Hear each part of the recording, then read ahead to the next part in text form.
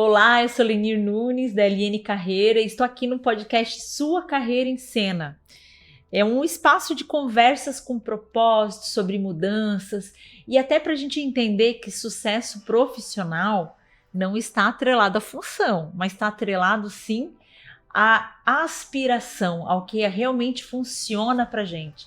E ao longo desde 2019, hoje é o podcast número 51, a gente compartilhou aí muitas histórias de carreira, de superação, de mudanças aos 30, 40, 50, 60 anos. E por aqui a gente acredita que cada trajetória carrega uma potência única. Cada trajetória carrega em si muito propósito, muita superação, muita resiliência. E o convidado de hoje a gente vai trazer um pouquinho sobre isso, ou vamos trazer muito sobre isso, porque esse convidado de hoje, a gente vai falar sobre coragem, fé, superação e o poder das escolhas conscientes. Ele é um convidado, ele é um amigo querido de longa data, ele, a esposa dele, ele é um atleta, dono de uma história que emociona e inspira. Sabe aquela expressão de engraxate a doutor? Pois é, ela poderia muito bem nortear a jornada dele. E tem novidades também no nosso podcast sobre isso. Com humildade, disciplina e fé, ele atravessou desafios que exigiram persistência, resiliência e um olhar profundo para si mesmo e para a vida. E hoje ele compartilha aprendizados que tocam tanto a alma quanto a carreira. Então, gente, assim, é um prazer gigantesco ter essa pessoa aqui. Até fui perguntar o nome dele correto, porque a gente só conhece ele por o apelido, né? Mas o nome dele é Paulo Sérgio da Silva. Mais conhecido como Paulinho, marido da Marilu, queridona, e um amigo querido que teve aí um resultado muito bacana na carreira dele recentemente e vai compartilhar com a gente. E aí eu te pergunto, Paulinho, se tivesse que contar um pouco da tua história em 5 minutos, como a gente faz às vezes em processos de seleção, como é que tu contaria? Eu contaria com uma frase. Com uma frase? Uma frase. De engraxate a doutor. Só isso? Somente isso. E quanto tempo para esses dois papéis da tua vida acontecerem? 52 anos. 52 anos, a idade que eu tenho. Desde quando eu nasci, ali começou minha trajetória. Sou de uma família de 10 irmãos, sou o mais novo, o único que conseguiu uma graduação e cheguei onde cheguei, primeiro pela misericórdia de Deus e segundo porque realmente Deus colocou as pessoas corretas no caminho e eu aproveitei todas as oportunidades que tive. E me conta um pouquinho, Paulinho, assim, agora foi tua tese do doutorado recente, né? Sim. E a gente estava falando um pouquinho sobre quando começou esse doutorado, né? E como terminou, né? Quantos desafios, né? Mas família de 10 irmãos, o primeiro foi físio, depois foi educação física ou foi o contrário? O inverso. Primeiro me formei em 1996, estudava na Univille, ainda antiga FURT. Me formei em educação física. Depois de um tempo, eu entendi que eu precisava evoluir um pouco mais. Eu já trabalhava com atletas, né? Nessa época também eu ainda era atleta. Sempre curtiu esporte, então? Eu era atleta de alto rendimento e aí acabei sofrendo uma lesão muito grave, né? Precisei passar por um procedimento cirúrgico e não fui, digamos assim, bem reabilitado, né? E aí eu falei, não, preciso entender um pouco disso. E aí eu fui estudar fisioterapia. Que legal. Como é que a gente fazia para reabilitar? E aí formei em fisioterapia também. Sou fisioterapeuta também, em 2006. Que legal. E onde é que começa essa história de engraxate? Começa no judô. Quando a gente veio voltar, quando nós viemos morar em Joinville. Tu tinha quantos anos? Assim? Eu tinha 8 anos. 7 para 8 anos. Eu vim morar em Joinville e de uma família de 10 irmãos. Imagina, eu era o último, então a camisa que eu vestia era a sobra dos meus irmãos. Né? Papai e mamãe não tinha dinheiro para comprar, então depois que o Roberto deixava de usar, vinha para mim. Isso sempre me incomodou, sempre. Eu falei, não, preciso arrumar uma forma de ganhar dinheiro. Eu morava no Aventureiro, eu comecei a vender picolé. E eu tinha um limite Porque eu pegava 2, 3 caixas de picolé, vendia e aquilo me rendia um valor. Falei, não, preciso ganhar mais. E a forma que eu encontrei de ganhar mais foi vindo para o centro e engraxar sapato. E o sapato ele era um valor ilimitado, eu ganhava mais dinheiro. E aí aconteceu uma história muito legal que eu gosto de contar, isso vai estar no meu livro. Quando eu vim engraxar sapato, eu tinha 8 anos de idade, e para vir no centro, eu tive que fazer uma caixa. E aí eu fui no Murara, perto da minha casa, tinha uma marcenaria, eu convenci o Murara a fazer uma caixa de sapato para mim. E mamãe comprava naquela época na cadernetinha, anotava. Sim, sim. E aí eu fui lá, peguei a cadernetinha, comprei os materiais, coloquei dentro da caixa e vim pro centro. Cheguei no centro, primeira vez que eu tava ali, na Praça da Bandeira, os caras olharam para mim, os engraxates da época ali, não deixaram eu entrar. Foram ali, quebraram a minha caixa e roubaram o meu material. Porque eu não podia. Por causa da idade? Não, porque tava porque ocupando espaço eles tinham como é que é, uma tribo ali. Uhum. Então, para você entrar na tribo, tu tinha que pedir autorização para isso, aquela história toda. Uhum. Aí eu voltei para casa naquele dia muito chateado, tinha apanhado, sem caixa e sem um material. E aí a mamãe perguntou o que aconteceu. Eu falei, não, expliquei, mas você não vai mais. Eu falei, não, eu vou voltar lá. E a mamãe assim, não, você não vai. Voltei no Murara, 2 dias depois tinha me recuperado, convenci o Murara a fazer uma segunda caixa, fiz o mesmo processo, voltei pro centro. Passava nos ônibus da Transtuz embaixo da catraca, ainda deitava, né? Não pagava passagem, por causa da idade, né? Daí tá. Cheguei no centro, mas já fiquei meio com medo da história. E aí já não fui mais na praça. Fiquei andando em volta do terminal ali, engraxava um outro sapato. De repente chegou um molequinho do meu lado, um pouco mais velho que eu. E aí, você voltou? Me chamavam de Neguinho, né? Ô, Neguinho, você voltou? Falei, voltei. Mas, cara, eu não tô lá na praça. O cara não interessa, essa área toda aqui é nossa.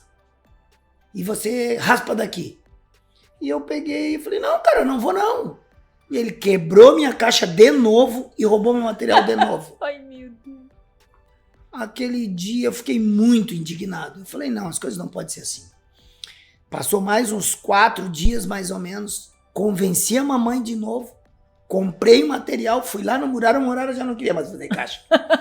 Pô, você nem me pagou as outras 2, você quer uma terceira? Eu falei, Murara, eu vou agora resolver isso. Agora eles não vão quebrar mais. Aí ele pegou e só fez um pau assim, botou umas madeiras e falou, ó, leva essa aqui, essa não precisa nem pagar. E acreditou. E aí fui. E na minha época tinha uma calçada, tinha uma choperia chamada Canecão. Eu lembro. Então, eu fiquei na frente e olhando os caras lá na praça. E duro. E aí engraxei o sapato e tal. Aí veio me pagou, não lembro na época, mas tipo um valor assim, R$15. E aí tinha uma cabaninha ali da polícia, um quartelzinho da polícia na frente da praça. E eu com a caixa nas costas, andava pra lá, andava pra cá, de repente um policial, tu não quer dar uma limpada na minha bota aqui? Aí eu falei, não, eu limpo. E aí você vê que Deus, desde aquela época, ia cuidando de ti. E o guarda botou o pezão, era um coturno gigante, e eu limpei e tal. E ele falou, por que tu não fica ali pros caras? Eu falei, porque eles me batem, já é a 3ª caixa que eles me quebram. Aí o policial, como te quebra? Eu falei, eles não deixam eu entrar ali. Ele falou, a partir de hoje, tu é meu protegido ali. Tu vai entrar lá a hora que tu quiser. Eu falei, mas e eles quebram? Eles já me bateram 3 vezes. O cara falou, pode sair daqui e vai lá. Aí eu peguei, já cheguei lá, né? Cheguei lá com o peitão pra frente e tal. E, hoje eu vou ficar aqui. Falei pros caras, aí o guarda só deu uma subida. Ele é meu protegido. Daí o cara pegou, deu um chute assim na minha caixa e tal. E dali eu fiquei. Foi assim que eu entrei ali. E comecei a engraxar. Depois levei meu irmão, que não sofreu nada, claro, obviamente. Não, já tinha... Ele era claro. Já era o protegido do Paulinho. Sim, ele era um indicado. E assim foi. E aí fiquei Pagou as caixas? 3, não, daí paguei o Murara, né? Então tu pagou. Paguei o Murara, tudo.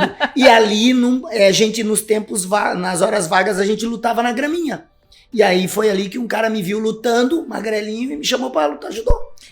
Foi nisso também que tu começou no judô? Foi. Aí tu já tinha o quê? 10 anos? Não, 9 anos. Aí a gente ficava lutando ali, um cara passou, vocês ficam lutando aí, por que vocês não vão lutar judô? Aí a gente comia no meio-dia, tinha um lugar chamado Fucaben. Era um órgão do governo que as pessoas da rua, tipo um restaurante popular. E esse cara passava lá, o nome dele era Jorge, nem sei se ele tá vivo hoje ainda. O Jorge dava uns ticketzinhos pra gente, a gente vinha aqui perto do Hospital São José almoçar.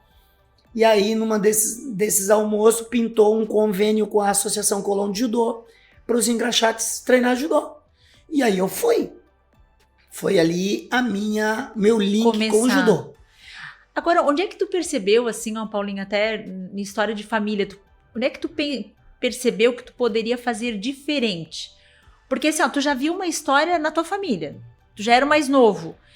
Aonde que veio esse insight, assim, ó, comigo pode ser diferente? É porque isso, desde aquela época, eu não queria que os meus filhos tivessem dificuldade para estudar. Eu não queria que os meus filhos tivessem... Eu pedia, às vezes, quando eu era mais novo, eu pedia muitas coisas para minha mãe, mas mamãe não me dava porque eu não tinha muitos filhos. Eu falei, eu vou escrever uma história diferente. Eu vou escrever uma história diferente. Eu não sabia que para escrever essa história eu precisava estudar. Eu não gostava. Não tinha essa referência ainda? Não. Não tinha essa referência? E não gosto de estudar até hoje. Eu falo isso para todo mundo, qualquer palestra que eu vou, não gosto de estudar até hoje, eu não gosto. Mas por que tu estuda? Porque eu sou obrigado. E porque tu entende que é o caminho. É o único caminho para você ser respeitado, para você ser ouvido, para você ser alguém, você tem que ter conhecimento, não adianta. As pessoas vão te respeitar pelo que você sabe. E aí tu virou a chave e entendeu que tinha que estudar. O judô me ajudou muito, porque eu comecei a me destacar no judô. Aí tu começou no Colón ali. Eu comecei a me destacar no judô. E eu tinha muito problema de comportamento na escola. Uhum. Muito. Porque eu sempre fui um cara muito hiperativo e tal. E aí, como eu queria ir para as competições, o meu professor falou, cara, você tem que melhorar na escola. Você tem que trazer o boletim. E aí o meu boletim era muito ruim. E aí o prêmio para eu ir para as competições, que eu gostava, eu tinha que melhorar na escola. E aí eu tive que estudar. Não tive outra alternativa. Foi então, condicionado. Exatamente. E as pessoas, e eu entendo os meus alunos, eu também trabalho isso. Então não tem, isso é inegociável. Se você quer tal coisa, você tem que fazer tal coisa. Para você ter o que você quer, você tem que fazer muitas coisas que você não quer. É igual as pessoas, eu trabalho hoje com muitas pessoas que querem emagrecer. Tá, ok, beleza. Você tem que acordar de manhã e correr, você tem que fazer exercício, não tem como. Ah, mas tem outros métodos. Métodos que não são bons. Mas o correto, o saudável, você tem Existe um preço a ser pago. Exato. E não tem isso, é inegociável. Qualquer história existe um processo. Para você ser um doutor, tem um processo. Para você ser um engenheiro, tem um processo. Para você ser um jornalista, tem um processo. Para você ser um atleta, tem um processo. Alguns processos são mais dolorosos do que outros, mas o prêmio também é gratificante. Muitas pessoas querem o prêmio, mas não querem passar pelo processo. Isso não existe. E aí, tu se conectou com o judô, aí tu percebeu assim, poxa, então a educação física tá muito conectada ao esporte, foi esse processo. A educação física, ela tá atrelada, né, ao atleta, né? Não é uma regra, mas ela é processo natural. Ela tá muito linkado. E a educação física na minha vida também, eu não tive muitas opções, entendeu? É diferente. Quando você vem de uma família estruturada, o pai, que ele tem essa ciência, ele consegue dar algumas opções pro filho. Então, por exemplo, hoje meu filho, ele teve opções. Meu filho não trabalha na área da educação física, engenheiro, né? Por quê? Porque a gente conseguiu possibilitar ele. É atleta também, né? Atleta também, claro. Mas escolheu outra formação. Escolheu outra área, entendeu? Então, porque ele tem outras opções. A educação física, eu escolhi muito porque eu também não tive opção, mas eu te confesso que não consigo me ver em outra área, né? Digamos assim, uma área de exatas. Para mim, fez todo sentido. Sim, todo sentido. E eu gosto, né? E aí depois veio a físio, pelo aquele momento que tu passou ali de não ter tido uma boa reabilitação. E aí você fez a físio depois. Isso. E aí, por que não parou ali, Paulinho? Porque eu acho que... Primeiro, eu acho não, né? Deus tem um projeto gigantesco na minha vida e eu vou cumprir porque eu sou extremamente obediente, né? Então, pela minha história, você já sabe. E eu tenho um projeto que eu já startei ele e eu precisava concluir esse processo, né?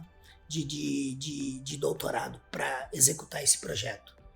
Então, Mas eu te confesso que se eu fosse fazer de novo, eu iria tentar negociar com E Deus. para quem não gosta de estudar, ter feito mestrado, ter feito doutorado. 2 pós-graduação também. Antes, né? Exato. 2 pós-graduações. Não, a minha vida toda. Sempre foi de estudar.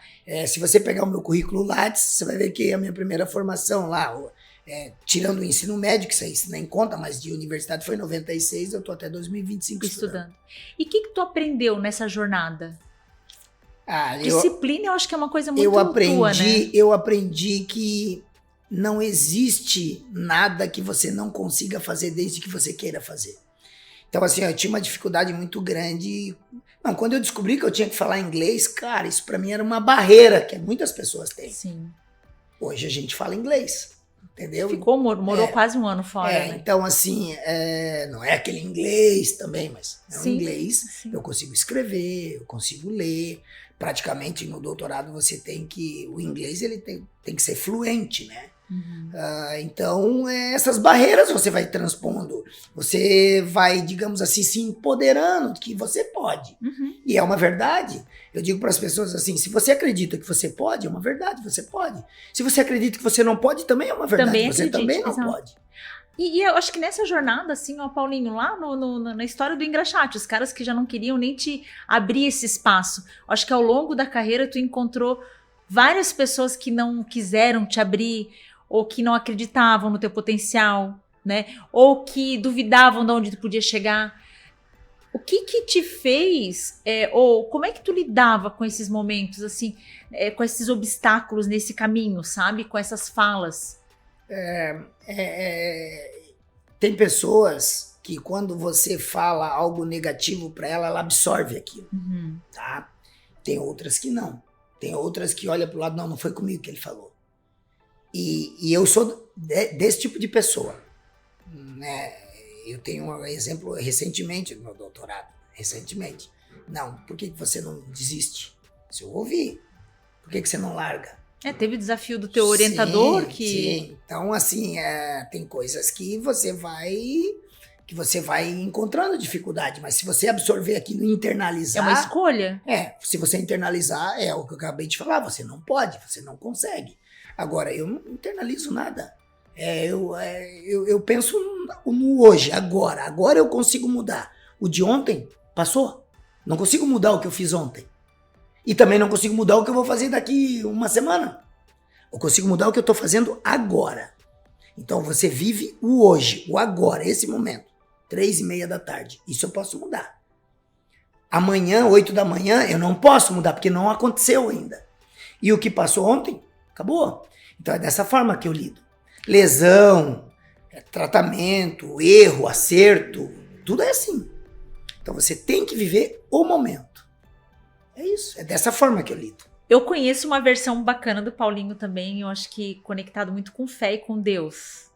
Como é que a fé, ou como Deus na tua vida te auxiliou em moldar esse teu caráter, assim, de persistência, de resiliência, de abstração, de...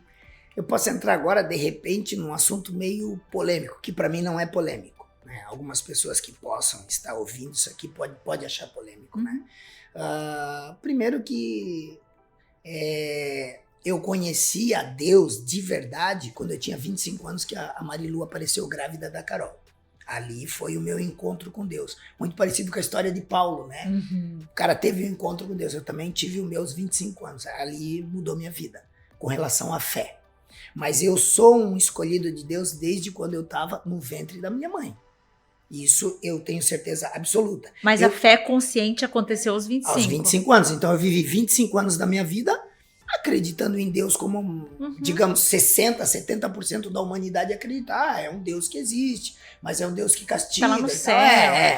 Exatamente. Mas aos 25 anos, não. Aos 25 anos eu tive um real encontro. E os caras dizem assim, pô, cara, mas tu é crente? Eu digo, não sou crente. Não sou crente. Eu sou um cara escolhido. Mas tu vai ler a Bíblia? Eu falei, leio a Bíblia e tal, porque Jesus, ele não é crente ou, sei lá, qualquer outra classificação. Jesus é um estilo de vida. Então, quando eu falo para as pessoas assim, não, cara, eu sigo a Cristo, por isso as pessoas chamam, tu é um cristão, né? Sim, eu sigo a Cristo E Jesus, que ele é presente na minha vida, é um estilo de vida. Então muitas pessoas não entendem. Pô, o cara não trai a esposa, né? Amigos de futebol, às vezes a gente joga, não, pô, tu joga a bola e vai embora, pô, porque eu tenho minha família.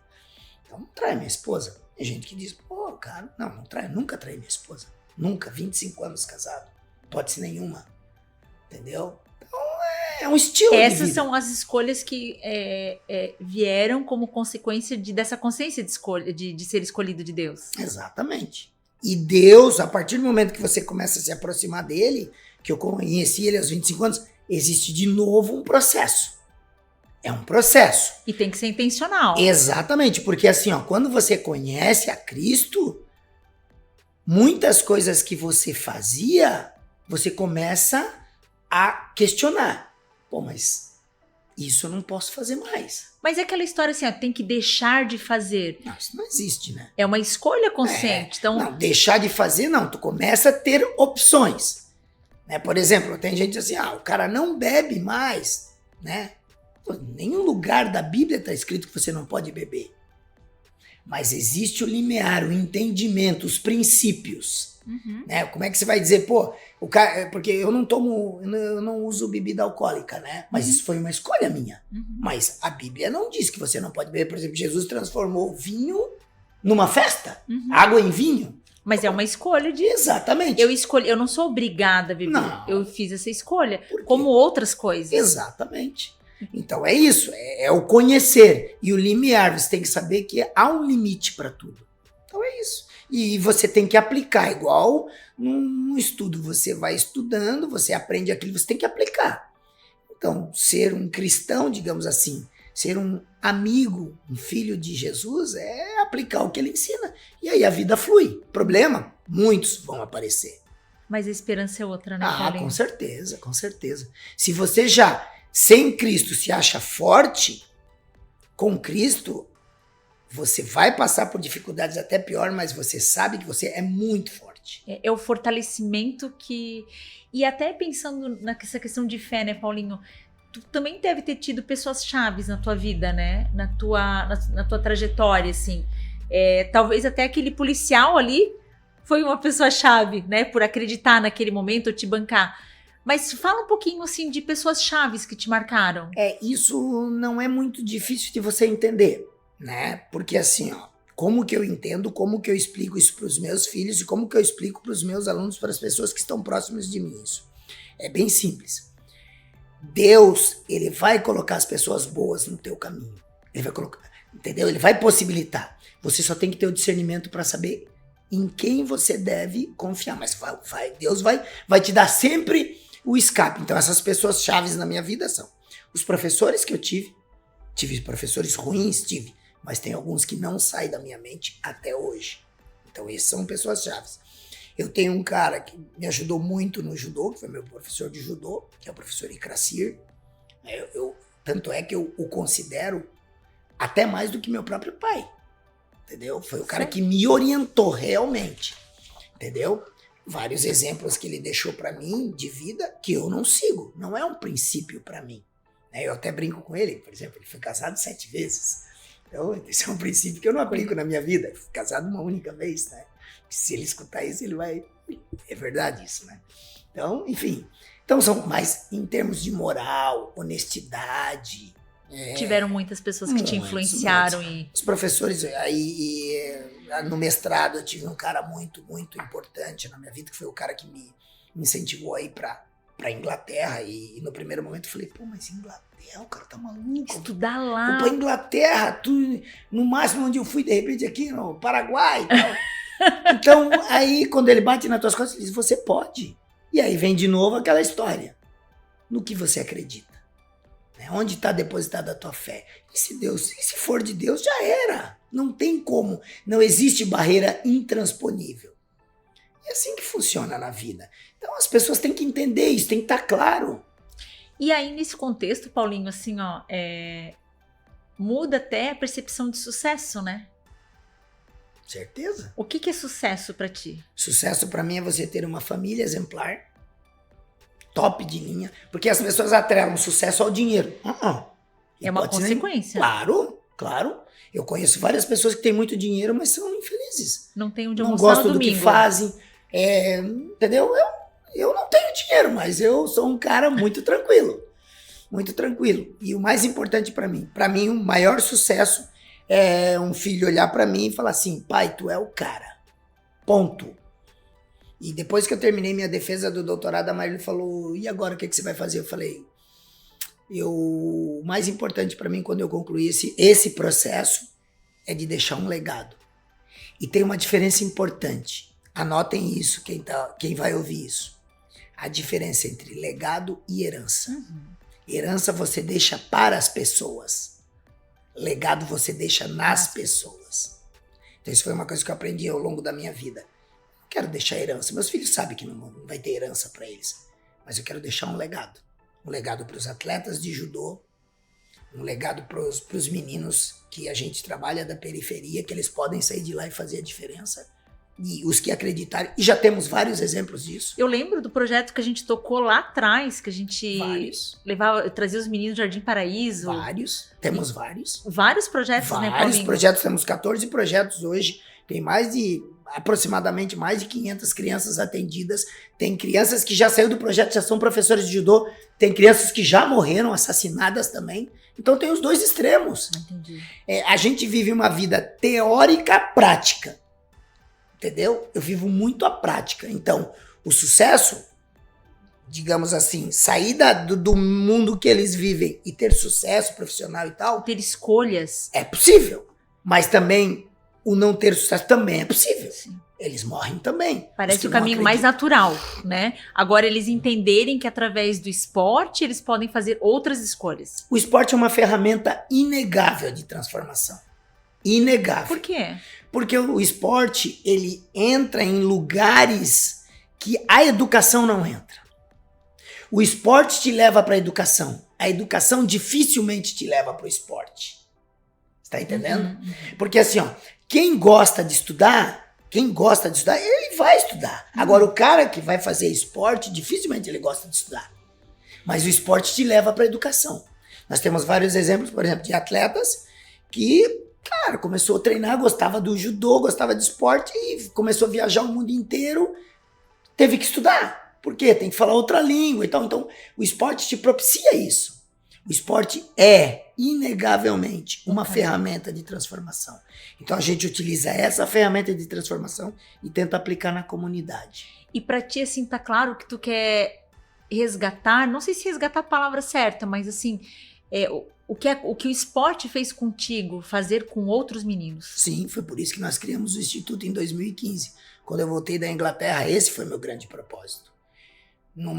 Dos dias eu conversando e orando e falando com Deus, Deus colocou isso no meu coração. E eu falei, e agora nós vamos executar. E o projeto começou em 2015 e hoje está aí, gigantesco. Gigante, né? Gigantesco, e a gente tem umas missões muito difíceis, a gente conta com a comunidade, nós vamos construir um centro de treinamento. Eu falo para todo mundo, tá lá o terreno, lá já tá a placa, e todo mundo diz assim, cara, mas isso aí é impossível. Eu digo, é impossível para nós, mas para Deus não é. Já vivi tantos impossíveis, né? E tu tem que ir materializando isso no teu coração. Então, eventualmente, eu vou lá no terreno e olho e digo, Deus, quando é que tu vai concluir essa obra? Mas as coisas estão acontecendo. Esse ano a gente vai começar um trabalho de terraplanagem. Nós vamos subir um prédio de 10 milhões lá. E esse 10 milhões? 10 milhões. O projeto está pronto já. A gente viu isso na feijoada, né? Sim, tu apresentou o projeto, sim. Né? Muita gente não acredita. Muita gente não acredita. De repente eu seja o único que acredito. Mas essa é a tua missão. E aquilo não depende de mim. Depende de Deus, então quando Deus quiser ele faz num toque de caixa. Então eu tô fazendo o que ele me pede, só isso. E Paulinho, assim, o caminho, eu acho que assim, é o ápice, né? Eu acho que tanta gente estuda tanto, mas assim, estar no doutorado é um ápice de formação, né? Se a gente olhar ali o número de pessoas que fizeram especializações, ou que fizeram mestrado, agora doutorado, né? É desafiador. Qual foi o preço mais alto para chegar no doutorado, assim? Se tu olhar assim, qual foi o custo de fato para chegar nessa cadeira e atualizar no Lattes seu doutorado?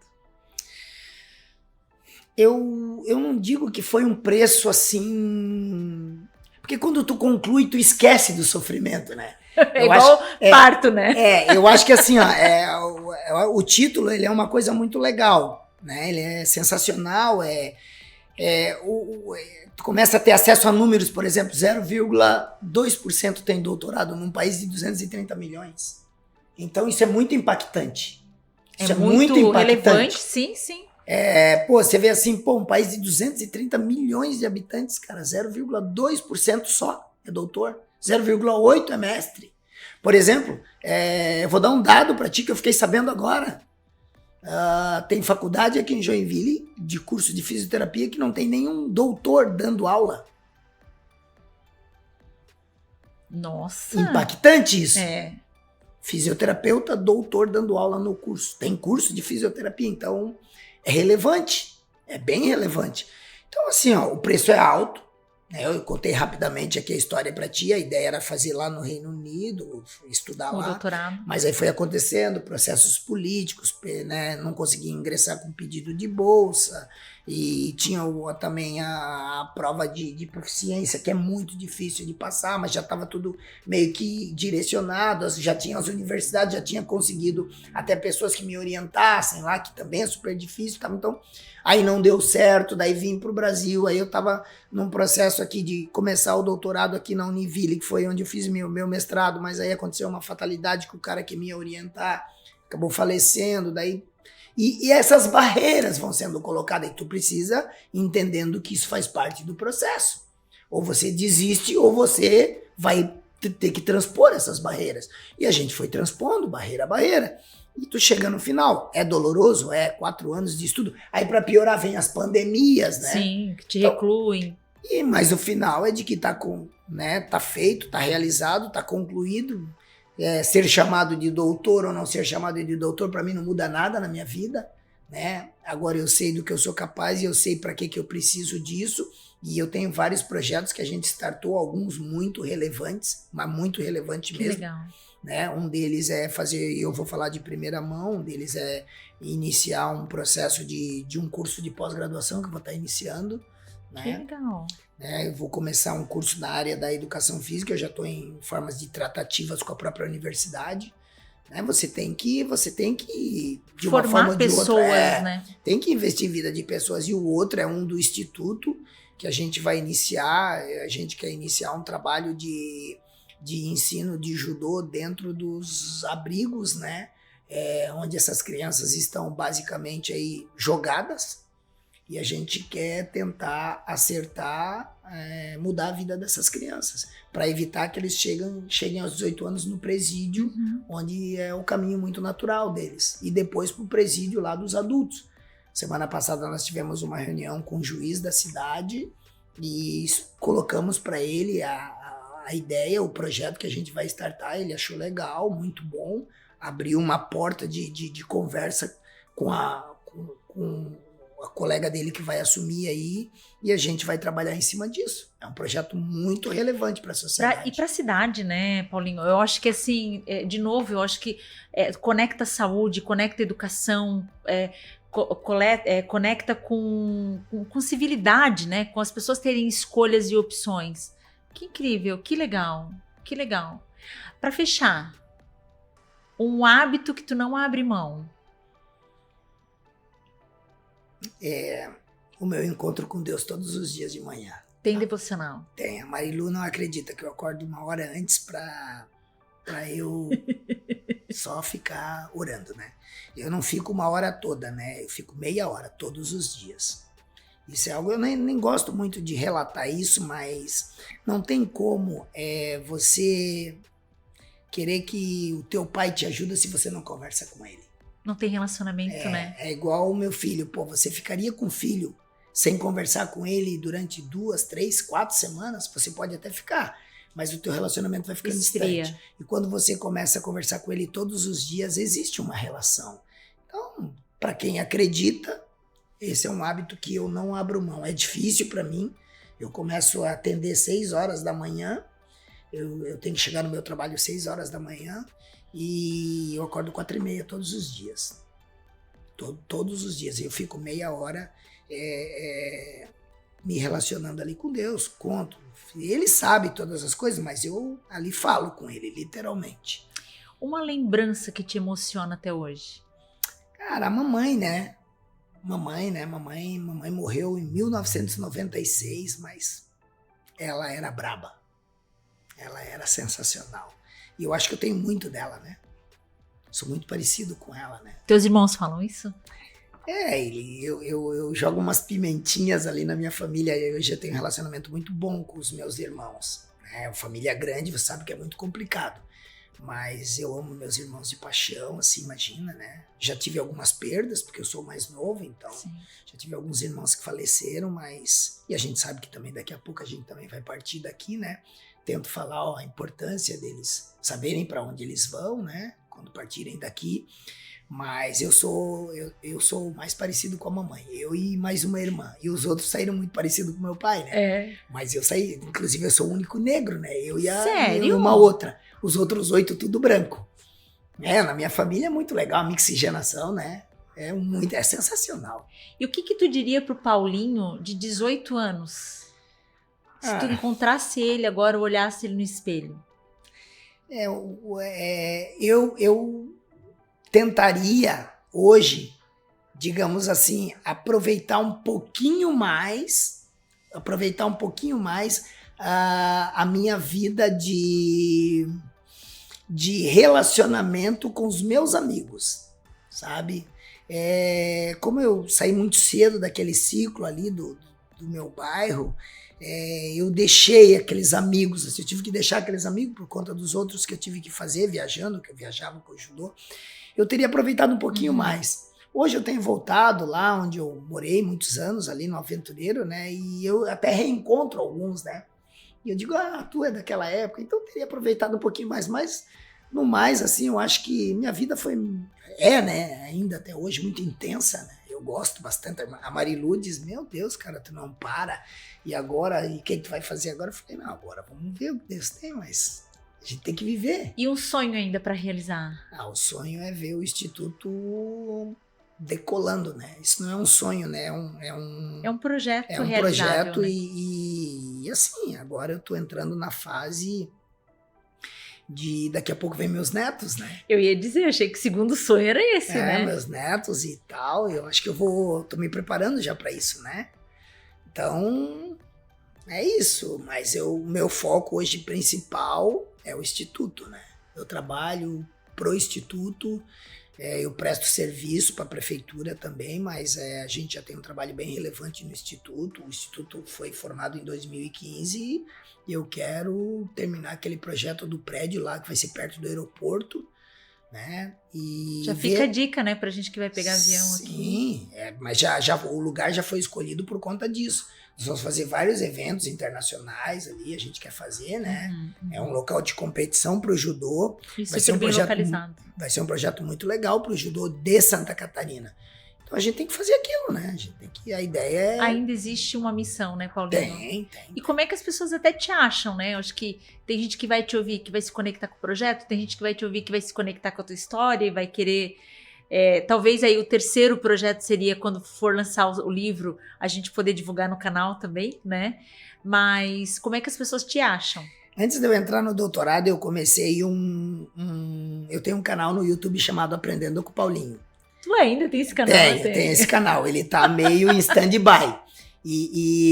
Porque eu gosto desse tipo de coisa e tal, então eu tenho lá esse canal. E aí, como eu coloquei esse título Aprendendo com o Paulinho, o meu Instagram também é Aprendendo com o Paulinho. E daí, pode me procurar no Instagram, mas assim, o melhor lugar para me achar, vai no ISB. No ISB, que é o Instituto de Saúde e Bem-Estar, o ISB. Eu trabalho lá, eu trabalho na Secretaria de Esportes também, trabalho ali no complexo, eu faço atividade física, eu atendo na fisioterapia, então procura no Instagram aí, Aprendendo com o Paulinho, vocês vão me achar aí. Quem quiser, né?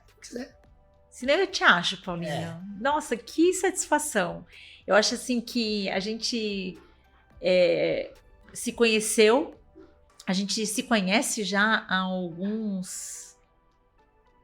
15 anos. 15 anos, né? Eu ia falar 15 anos, né? Tu me acompanhou lá na época do Muay Thai, lá também? Na realidade, eu acho que um dia eu vou te entrevistar no meu canal. Ah, não. Vou sim, porque a história é sensacional. Tu, pra mim, é uma mulher fora da curva. Querido, eu acho que a gente tem uma amizade muito grande, uma admiração muito grande, né, Paulinho? E assim, ó, pra gente é uma honra, sabe? Porque é muita superação, né? E eu vejo assim, as pessoas muitas vezes falando assim, isso aqui é difícil, e muita coisa é muito difícil mesmo, né? Tudo é Ter difícil. disciplina é difícil, né? Tudo é difícil. A gente tem que escolher o difícil, né? Meu orientador no mestrado falou um dia assim pra mim, eu falei, cara, mas isso é difícil. Ele falou, mas você quer o quê?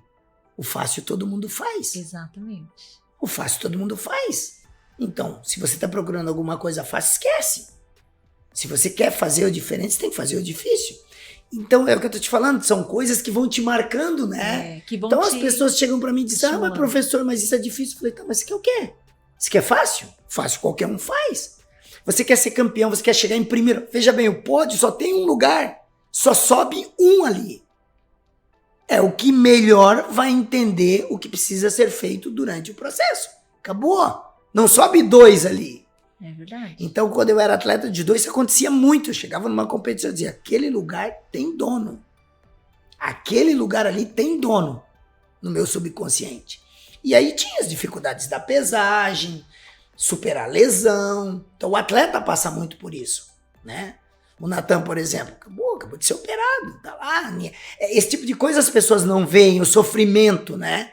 É isso que eu digo, que o esporte, ele é algo primordial na vida das pessoas. Ali a pessoa aprende a ser duro, resistente. É o cara que faz esporte, entendeu? Não é nem só, a gente olha só a competição, né? Quem faz esporte é competitivo também. Sim. Mas mais do que nunca tem outros elementos, né? A disciplina, a superação, a organização, o planejamento. Qualquer profissão, né? Eu convivo muito com médicos. Aí os caras olham assim, o cara é médico, ele ganha bastante dinheiro. Agora vai ver o processo que ele fez pra chegar ali. Exatamente. Os caras estudam demais. Eu tenho uma amiga, Paulinho, que se formou em medicina. A gente foi na formatura e no processo da faculdade ela teve o 3º filho, teve a pandemia, passou por várias situações, já não tinha a mesma idade da galerinha, né? Porque já tinha um filho chegando na adolescência, e teve a Betina durante a faculdade. E na formatura dela ainda ficou entre as 2 melhores alunas de todo o curso. Ela fez o processo com excelência. E aí, no jantar, apareciam muitas imagens dela durante o processo. Estudando de madrugada, dando de mamar estudando. Porque as pessoas veem ali o glamour da formatura, mas não veem toda a dor que veio por trás, né? E aí fazer escolha de uma faculdade densa, num papel já de mãe, né? Numa rotina de mãe, numa pandemia e ainda ter... Foi incrível, foi muito emocionante. Eu tive, agora tô conversando, eu passei por uma experiência ímpar na minha vida, faz muitos anos, 97, para ser mais preciso. Eu viajei para uma competição, eu estava no meio de uma competição, meu pai morreu. Então você imagina. Nossa, estava muito longe? Estava em Belo Horizonte, meu pai morreu. Quando eu cheguei lá em Belo Horizonte, a gente viajou de ônibus, eu recebi a notícia que meu pai tinha infartado e morrido aqui em Joinville. Aí eu conversei com o meu técnico lá, que eu estava representando Santa Catarina, eles disponibilizaram a possibilidade de eu pegar um avião e voltar para Joinville. Eu fui lá participar de um campeonato brasileiro, muito difícil, competição muito difícil. E imagina, os meus amigos ficaram impactados, meu técnico ficou impactado na época, era o professor Oscar de Florianópolis. Cara, eu te entendo, deixa isso aqui tudo, vai, né? Eu falei, professor, eu posso decidir o que eu quero fazer, ele pode, mas a gente vai conseguir uma passagem para você voltar. Eu tinha ido de ônibus, eu ia voltar de avião. Daí eu peguei, naquela época, e o meu pai ia ser sepultado tipo 5 horas da tarde do dia seguinte.